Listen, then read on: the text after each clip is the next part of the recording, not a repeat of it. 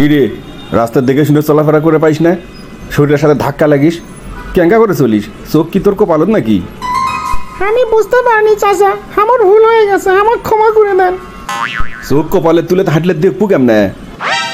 ওইটুকু একটা বাচ্চা, তার সাথে আপনি উঙ্কা করে কথা করছেন কে? ক্যাঙ্গা করে কথা কয়া লাগবে?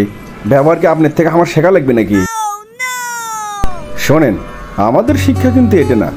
আমাদের নবী সাল্লাল্লাহু সাল্লাম শিখেছেন যে ছোটদের প্রতি দয়া দেখাতে হবে। আপনি বা আমি ছোট করে সাথে যদি আমরা ইনকে করে কথা কই, তাহলে ওরা তো ইনকেই শিখবি। তাহলে সমাজের কি পরিবর্তন হবে কন? আমরা যদি তাদের সাথে একটু ভালো আচরণ করি, তাহলে তারাও তো ভালো আচরণ শিখবি, তাই নাকি? আর আমাদের ইসলামের শিক্ষায় তো এটা।